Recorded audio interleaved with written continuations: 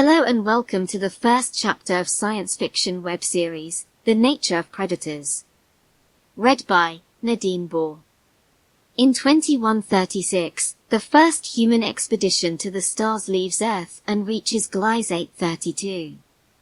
When they reach it, they find out that it is inhabited by the Venlil Republic, a member of the Federation, a coalition of numerous species, all of them herbivorous. Terrified by the predatory humans, the Venlil struggle to see them as anything else but monsters, but eventually get over their fears. Unfortunately, not all species of the Federation are as willing to look beyond humanity's diet, especially as the Arxa, lizard-like carnivorous aliens, have been ravaging the galaxy for centuries. Memory transcription. Subject: Governor Tava of the Venlil Republic. Date: Standardized Human Time, July 12, 2136. There were two known instances of a predatory species achieving sentience in the galaxy. The Arxa were the first to be discovered, and, as an anomaly, sparked the Federation's curiosity. By previous hypotheses on intelligence, their existence was impossible. Conventional wisdom stated that cooperation led to higher thinking, which in turn led to the formation of technological societies. A predator's natural instinct for aggression should have limited their evolution. But it turned out that there was another motivator for technological progress: war. The Arxa derived pleasure from killing each other, and in doing so, managed to claw their way to an industrial stage. Their warfare was so deadly that we feared they would become extinct before we could study them. The Federation saw their cruelty, but in our naivety, we thought we could change them. If we uplifted them, there would be no logical reason for their destructive ways to persist. Thus, we made our worst mistake: we decided to intervene. It was out of our kindness that we unleashed the galaxy's worst monsters. We gave genocidal maniacs the means to escape their planet, and all but invited them to our doorstep. The Federation was an easy target to them, and they set out to claim our territories for themselves. They torched worlds, enslaved millions, and bred our children as delicacies. Our pleas for mercy fell on deaf ears. Predators had no sense of compassion to appeal to, after all. The Federation rallied together to fend them off, and began the ceaseless war for our survival. From that point onward, it was agreed that no predatory species could be allowed to reach the stars. Their kind were too great of a threat to the civilized universe. Little known to the public, scientists discovered a second predatory sapient centuries ago.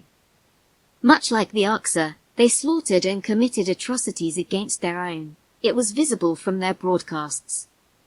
The Federation voted to exterminate them, before it was too late. But while we spent decades drafting termination plans, hundreds of nuclear explosions were detected across the planet. Our strategists concluded, with a grim sense of relief, that they had wiped themselves out. The species was forgotten, mentioned only as an asterisk to the Arxa's unique predator status. Yet now, my advisors were digging every record of these predators off of the internet. There was a vessel inbound for our world, with a subspace trail pointing back to the planet Earth. Governor Tava. My military advisor, Cam, was growing more impatient by the minute. It was obvious that he wanted to be cleared for action. Please, I beg you. We must try to shoot them down. Are you certain we cannot evacuate the planet? I asked. Cam sighed. You know the answer. They were within orbital range by the time we detected them. It's already too late. I grimaced. Every FDL relay was broadcasting a planetary distress signal, from the moment we identified the human ship. It was in vain, of course. It would take hours for our Federation allies to reach us.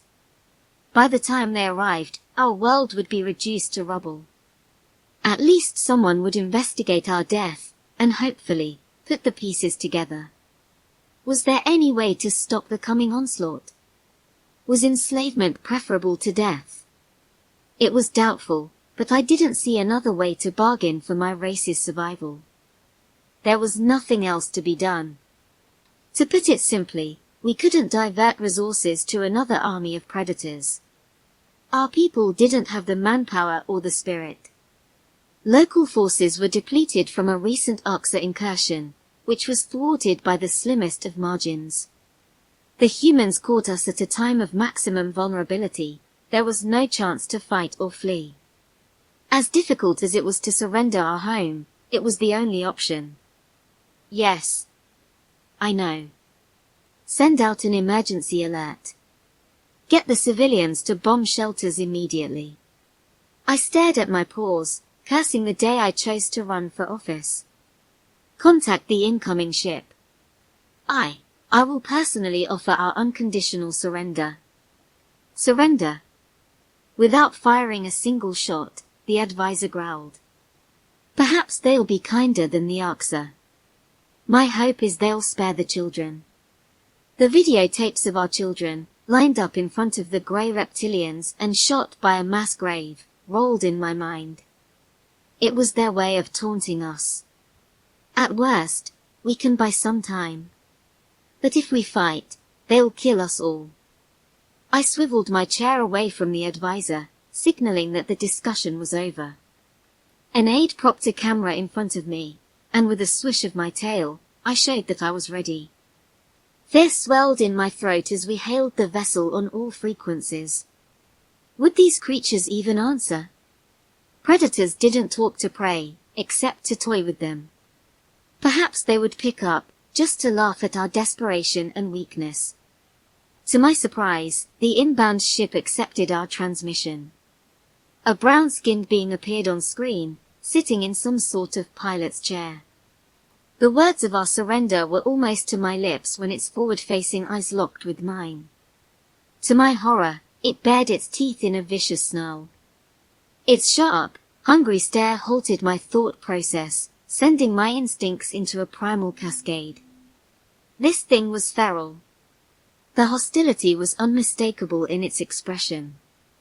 It uttered a few words in a guttural dialect, which I assumed was an announcement of our impending doom. The translator tingled by my ear, pressing the meaning into my mind. I took a shaky breath, certain the machine was wrong. Hello. We come in peace, on behalf of the human race. I stared at it, lost for words. Peace? What? The translator spit out my question in the guttural language. The predator closed its maw, tilting its head. Did that translate wrong? You know, peace. Friendship. Yes, I know what peace means, I stammered. Why would you want that? Why would you not?